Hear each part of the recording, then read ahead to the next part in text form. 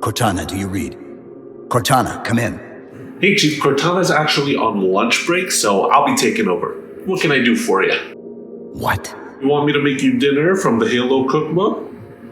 No, that's not... Oh, but we are out of groceries, so we gotta go on a Costco run. Cortana can take you, or I can. Cortana, please. But can I tag along too? Because I want to get a rotisserie chicken, I want to get Rayo's marinara, paper towels. I am leaving you here. Wait. I don't know about you guys, but I'm getting kinda hungry, so forget waiting for Master Chief. I'm gonna go ahead and cook us some Halo inspired meals from the official Halo Cookbook.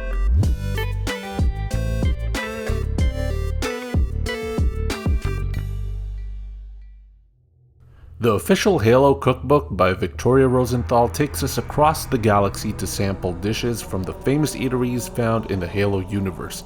Full disclosure, I didn't have an Xbox growing up, and it was only until much later when I got to try a bit of Infinite and a bit of the Master Chief Collection, but I still couldn't get into it. But when I heard about this cookbook, it still really piqued my interest since I didn't know Halo had much food related content, so I wanted to see what it was all about. The narrative is told from the perspective of a character made just for the cookbook named Arturo Bustamante. According to the intro, Arturo worked for a fruit company in the Halo universe called Yaca Frutas, and this cookbook is his compilation of his favorite meals from his time spent hopping planet to planet. The recipes are divided into chapters that each represent a famous dining establishment in the Halo games, such as Havari Goodwin, which specializes in coffee and pastries, Fronk's and their fish products, Have Samoa and their fast food style entrees, UNSC for cafeteria style dining, and many more. Along with ingredients and steps, each recipe comes with additional info like difficulty, cook time, and dietary notes, which are all extremely useful when it comes to planning your meal. There's also some notes and musings from Arturo. However, because Arturo was made specifically for this cookbook, I found that he really didn't have much connection with the characters and events of the games. I was expecting some factoids about Master Chief, Cortana, or the Halo story, but it seems that Arturo operates very much away from the stuff in the game other than the locations. A lot of his notes draw from personal thoughts and experiences rather than Halo lore. The food photos are all fantastic, very vibrant, colorful, and everything looks delicious. Some of the photos do have props and imagery that are recognizably Halo, but a lot of them just look like regular food. But hey, maybe intergalactic food 500 years from now looks just like the food we have today, who knows? The one thing that really surprised me though is that there's very little game related imagery in this cookbook. There are some concept art that accompany each chapter intro, but the art is all locations and environments. No images, sketches, or in-game screenshots of Spartans, Covenant, or any alien races, no warthogs or energy swords. Even Master Chief is nowhere to be found except for a brief mention on the back page and one photo showing his helmet. I guess it makes sense since Arturo isn't really involved with the characters or the war, and it would be hard to incorporate futuristic combat with the context of food, but if you're a Halo fan and you like and expect to see those kind of visuals, you're not going to find them here. If you're getting this for the Halo theme, you might find it a bit lacking, but if you're getting this for the food, then all that matters is taste. I'm gonna make 3 recipes from the Halo cookbook to find out. We start at Old Mombasa, where we can find Fronk's. Known for their fish products, we'll be trying their signature dish, Fronk's Fish Nuggets. First, we're gonna make the tartar sauce. In a bowl, mix together 3/4 cup of mayo, 1 teaspoon of Dijon mustard, a 1/4 teaspoon of Worcestershire sauce, zest and juice of 1 lemon, 2 teaspoons of minced fresh dill, 1 teaspoon of minced parsley, a 1/4 cup of chopped pickles, 1 tablespoon of chopped capers, and 1 chopped shallot. Combine everything and you can store this in the fridge for up to a week. Now for the nuggets. In a large pot, heat up 2 inches worth of peanut oil over medium heat and let it get up to 375 degrees Fahrenheit. Now let's do the batter. In a bowl, combine together 1 1/4 cups of all-purpose flour, 1 teaspoon of baking powder, 1 teaspoon of salt, a teaspoon of garlic powder, 2 teaspoons of onion powder, 2 teaspoons of paprika, and 12 ounces of amber ale. Now at this point, you're supposed to take 2 pounds worth of cubed cod and season it with salt and pepper, then use another 1/4 cup of flour to coat the fish. Forgot to film, sorry. Once the oil is at 375, you're ready to get frying. Dunk each cube of fish into the batter and place them in the oil. Cook them for about 3 to 4 minutes until golden brown, then take them out. Pretty easy, fairly simple. Fronk's fish nuggets. Next, we travel to the inner colony planet Gannic 22 to eat at Have Samoa to try these behemoth of a dish, the full stack ground pounder. Now this is going to be a doozy of a dish because we got to make the meat patties, the ground chicken, and we're also making the buns all from scratch, so buckle up and let's get started. To make the buns, you'll first have to make a tangzong. I've never heard of it before, but apparently it's a mixture that allows for softer, tender bread. For this, you'll need 3 tablespoons of bread flour and 1/3 cup of milk, and heat those up in a small saucepan over medium-high heat. Whisk it together for about a minute until it comes together, but make sure you don't overcook it and make it too clumpy. I think you're looking for this kind of consistency. Set aside. Now for the rest of the bread, mix together 1 tablespoon of instant yeast with 2/3 cup of warmish milk and let that mixture rest for 5 minutes to activate the yeast. Then in a stand mixer bowl, combine 2.5 cups of bread flour with 1.5 teaspoon of salt and 1 tablespoon of granulated sugar. Next, add in the tangzong, the milk with the yeast, an egg, and mix it all together. When the dough is kneading, add in 1/4 cup of softened unsalted butter, 1 tablespoon at a time. Keep kneading the dough for 5 minutes, then transfer it to a large oiled bowl, cover it and let it rest for an hour. The dough should have doubled in size. Now punch it and knead. Then you'll need to divide the dough into 6 parts, shape them into balls and place them on a parchment paper lined baking sheet. Press on them a bit to widen the dough, then cover in plastic wrap and let it rest for another 30 to 60 minutes and it should grow even further. After the wait, remove the wrap and whisk together 1 egg with 2 tablespoons of milk to make an egg wash and brush that on the dough. Sprinkle some white sesame seeds and pop that in the oven at 375 degrees Fahrenheit for 16 to 19 minutes until golden brown. Bread done. Phew.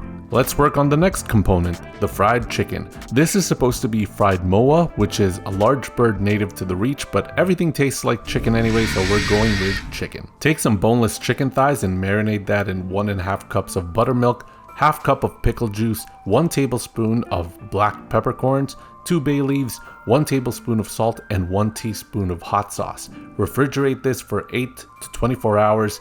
After it's done marinating, remove it from the brine and pat it dry. To make the batter, mix together 2 cups of all-purpose flour, 1 tablespoon of salt, 1 tablespoon of garlic powder, a teaspoon of onion powder, a tablespoon of paprika, 1 teaspoon of ground black pepper, and 1 teaspoon of cayenne pepper. Then, just like the fish nuggets, we're gonna fry these in peanut oil, but this time we want the oil at 350 degrees Fahrenheit. Cook the chicken for about 6 to 10 minutes until it reaches an internal temp of 165 degrees Fahrenheit. Now for the patties, in a large bowl combine together 2 pounds of ground beef, a pound of ground lamb, 2 teaspoons of fish sauce, 1 teaspoon of garlic powder, and a teaspoon of ground fennel. Combine everything well, then start forming the meat mixture into patties. Try to make them wider than the bun because they will shrink upon cooking.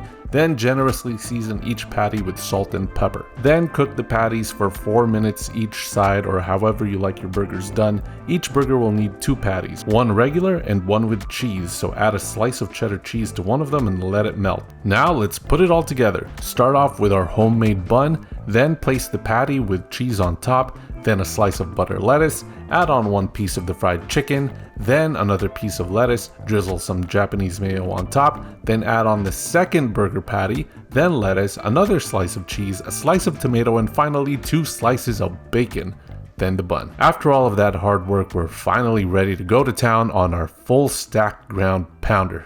But first, a drink. What better way to wash it all down than swigging some Blast soda? In a saucepan, mix together 1 cup of sugar, peels and juice of 3 lemons, peels and juice of 5 limes, peels and juice of half an orange, and a slice of ginger. As you can see, I made a crucial mistake of leaving the white parts on the peel. I later learned that this is a terrible idea, and if you don't know, you'll see why. Mix everything until the sugar has dissolved and bring to a boil. Then lower the heat and let it simmer for 20 minutes. Then strain the liquid into an airtight container and mix in 2 drops of neon green food dye. I didn't have neon green dye, so I just mixed normal green and yellow food coloring, but I definitely needed more than 2 drops.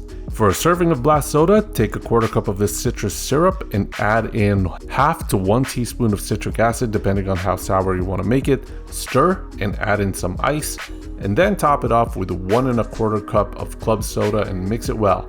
Now this is a Blastacular achievement.